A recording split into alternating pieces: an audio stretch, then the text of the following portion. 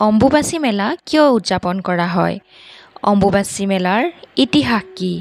আৰু অম্বুবাচী মেলা পতাৰ ৰহস্য কি? নমস্কাৰ বন্ধু বান্ধৱীসকল, আজি এই ভিডিঅ'টোৰ মাধ্যমেৰে অম্বুবাচী মেলাৰ ইতিহাস আৰু ৰহস্যৰ কথা জানো। বন্ধু বান্ধৱীসকল, আপোনালোক সকলোৱে জানে যে অম্বুবাচী মেলা গুৱাহাটীৰ কামাখ্যা মন্দিৰত বাৰ্ষিক হিন্দু ধৰ্মীয় উৎসৱ হিচাপে পালন কৰা হয়। এই উৎসৱে এই সময়ছোৱাত বহু ধৰ্মীয় ভক্তক আকৰ্ষণ কৰে। যিদৰে উত্তৰ পূব ভাৰতত কুম্ভ মেলা এক উৎসৱ ৰূপে পালন কৰা হয়, ঠিক তেনেদৰে অম্বুবাচী মেলাও এক উৎসৱমুখৰ পৰিৱেশ হিচাপে পালন কৰা হয়। এই অম্বুবাচী মেলাত দেশী বিদেশী পৰ্যটক বহু ধৰণৰ আহে। বহুতো ৰীতি নীতিৰ মাজেৰে এই অম্বুবাচী মেলা উদযাপন কৰা হয়। অম্বুবাচী মেলাৰ অৰ্থ হৈছে নাৰী শক্তি আৰু উৰ্বৰতাৰ মূৰ্তি হিচাপে গণ্য কৰা কামাখ্যা দেৱীৰ প্ৰতি উৎসৰ্গা কৰা এক উৎসৱ। সাধাৰণতে অসমীয়া বৰ্ষৰ আহাৰৰ ৭ তাৰিখ আৰু ইংৰাজী বৰ্ষৰ জুন মাহৰ ২২ তাৰিখৰ পৰা এই অম্বুবাচী মেলা উদযাপন কৰা হয়। এই অম্বুবাচী মেলাৰ সময়ত কামাখ্যা মন্দিৰক ৰঙা ফুল আৰু ৰঙা কাপোৰেৰে সজাই তোলা হয়। বন্ধু বান্ধৱীসকল, এতিয়া জানো আহক মা কামাখ্যা দেৱীৰ মন্দিৰৰ আঁৰৰ কাহিনী। কাহিনীটো এনেধৰণৰ যে দেৱী সতী, যি আছিলে শিৱৰ পত্নী, তেওঁৰ মৃত্যুৰ পিছত শোকেৰে পৰিপূৰ্ণ ভগৱান শিৱই দেৱী সতীৰ মৃতদেহ কান্ধত লৈ কোনো উদ্দেশ্য বা গন্তব্যস্থান নোহোৱাকৈ সমগ্ৰ বিশ্ব ব্ৰহ্মাণ্ডত ঘূৰি ফুৰিছিল।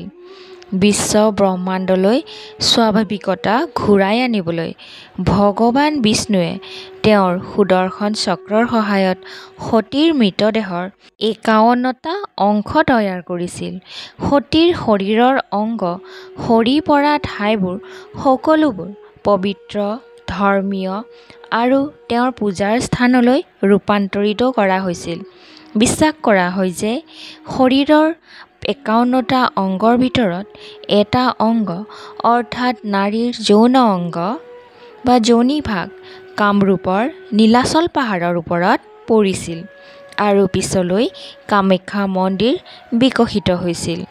গতিকে সেইকাৰণে এই মন্দিৰটো মূলতঃ যোনি পূজাৰ ওপৰত ভিত্তি কৰি গঢ় লৈ উঠিছে, যিটো অসমত প্ৰচলিত তান্ত্ৰিক প্ৰথাৰ এটা অংশ।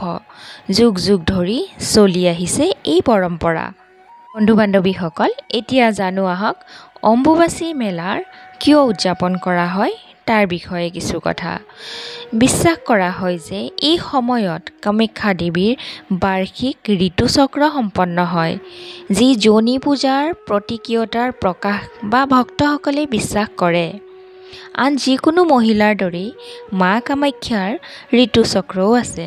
অৱশ্যে তেওঁৰ ক্ষেত্ৰত এই ঋতুচক্ৰ হৈছে বছৰেকীয়া। বহুতো হিন্দু দাৰ্শনিকে যুক্তি আগবঢ়াইছে এই কথাটো ৰচনা কৰা হৈছিল যাতে মানুহৰ মাজত ঋতুচক্ৰৰ বিষয়ে সজাগতা বিয়পাব পৰা যায় আৰু ইয়াৰ লগত জড়িত বিভিন্ন সামাজিক নিষেধাজ্ঞা আঁতৰ হয়। যিদৰে দেৱীৰ ঋতুস্ৰাৱ ৩ দিন ধৰি চলি থাকে, ঠিক ৩ দিন ধৰি বন্ধ হৈও থাকে সেই মন্দিৰ। এই ৩ দিন দেৱীৰ বাবে বিশ্ৰাম আৰু শুদ্ধিৰ সময় বুলি গণ্য কৰা হয়। এই মন্দিৰ ৰাজহুৱা কাৰণে ৩ দিন বন্ধ হৈ থাকিলেও মন্দিৰৰ গৰ্ভগৃহৰ ভিতৰত মন্দিৰৰ পুৰোহিতসকলে গোপনে পূজা পাঠ কৰি থাকে। ৩ দিনৰ অন্তত মন্দিৰৰ দুৱাৰখন জনসাধাৰণৰ বাবে মুকলি কৰা হয় আৰু আনুষ্ঠানিকভাৱে আৰম্ভ হয় অম্বুবাচী মেলা। বন্ধু বান্ধৱীসকল, এতিয়া জানো আহক যে অম্বুবাচী মেলাৰ সময়ত কামাখ্যা মন্দিৰ ধামত হয় কি। মন্দিৰ বন্ধ হোৱাৰ পিছত ভক্তসকলে কামাখ্যা দেৱীক প্ৰতিনিধিত্ব কৰা যোনি আকৃতিৰ শিলৰ প্ৰথম আভাস পাব বিচাৰে আৰু পবিত্ৰ কাপোৰ, কামাখ্যা দেৱী ৰঙা কাপোৰ বা অম্বুবাচী কাপোৰ লাভ কৰিব বিচাৰে। সেই ৩ দিনীয়া বন্ধৰ সময়ত যোনিৰ ভাস্কৰ্যৰ চাৰিওফালে বগা কাপোৰ এখন ৰখা হয় বুলি বিশ্বাস কৰা হয়। অৱশ্যে ৩ দিনৰ পিছত কাপোৰখন ৰঙা হৈ পৰে। ইয়াত প্ৰকৃত কাৰণ কোনেও নাজানে। কিংবদন্তি অনুসৰি মাহেকীয়াৰ সময়ত দেৱীৰ ৰক্তস্ৰাৱেই হৈছে ইয়াৰ আঁৰৰ কাৰণ। এই উৎসৱত বিভিন্ন সাংস্কৃতিক অনুষ্ঠান, ধৰ্মীয় বক্তৃতা অনুষ্ঠান আদি অনুষ্ঠিত হয়। দেৱীৰ আশীৰ্বাদ বিচাৰি হাজাৰ হাজাৰ তীৰ্থযাত্ৰী একত্ৰিত হোৱাৰ লগে লগে পৰিৱেশটো উজ্জ্বল আৰু ভক্তিৰে ভৰা হৈ পৰে। আমাৰ হিন্দু লোকসকলে বিশ্বাস কৰে যে সাধাৰণতে পৃথিৱী মাতৃ নামেৰে সংযুক্ত এই পৃথিৱীখন ৩ দিনলৈ অপৰিষ্কাৰ হৈ পৰে আৰু সেয়েহে পৰম্পৰাগতভাৱে অনুশীলন কৰা কিছুমান হিন্দু মহিলাই নিজৰ ঋতুচক্ৰৰ সময়ত যি ধৰণে বিচ্ছিন্ন হৈ থাকে সেই আৰ্হিতেই ইয়াক নিঃসংগ কৰি ৰখা উচিত। এই ৩ দিন হিন্দু ভক্তসকলে কিছু নিষেধাজ্ঞা পালন কৰে, যেনে ৰন্ধা বঢ়া বন্ধ কৰা, পূজা কৰা বন্ধ কৰা, পবিত্ৰ গ্ৰন্থ পঢ়া বন্ধ কৰা, খেতি বাতি আদি বন্ধ কৰা ইত্যাদি। এই ৩ দিনৰ পিছত দেৱী কামাখ্যাক যোনিৰ খালৰ পৰা বৈ অহা ৰঙা ৰঞ্জক পদাৰ্থৰে প্ৰতিনিধিত্ব কৰা মূৰ্তিটো পৰিষ্কাৰ কৰি গা ধোৱা হয়।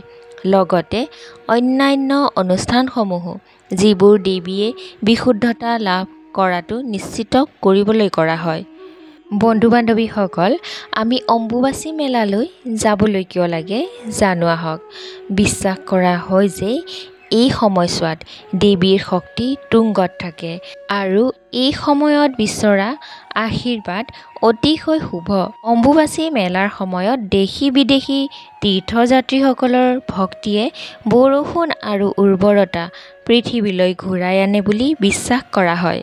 অম্বুবাচী মেলাৰ সময়ত ভক্তসকলৰ মাজত দুবিধ বিশেষ প্ৰসাদ বিতৰণ কৰা হয়। এবিধ হৈছে অংগোদক আৰু অংগবস্ত্ৰ।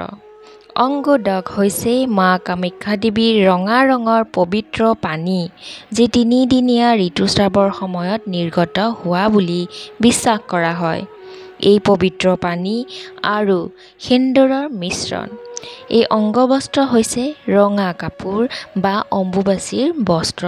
কিন্তু বন্ধু-বান্ধৱীসকল, অম্বুবাচী মেলাৰ এই প্ৰসাদ পোৱা অতি কঠিন। গতিকে বন্ধু-বান্ধৱীসকল, আজিৰ ভিডিঅ'টো ইমানখিনিয়ে আছিল। যদি ভিডিঅ'টো আপোনালোকৰ ভাল লাগিছে তেনেহ'লে লাইক শ্বেয়াৰ কৰিবলৈ নাপাহৰিব আৰু কমেণ্টত জয় মা কামাখ্যা বুলি লিখিলেই হ'ব। বছৰটোৰ সকলোৰে ভালে ভালে যাওক। কোনোবা যদি বন্ধু-বান্ধৱীয়ে এতিয়ালৈকে মা কামাখ্যা মন্দিৰ দৰ্শন কৰা নাই তেনেহ'লে এবাৰ হ'লেও দৰ্শন কৰিব। আপোনালোকৰ সকলো ধৰণৰ মনোকামনা পূৰ্ণ হ'ব। জয় মা কামাখ্যা।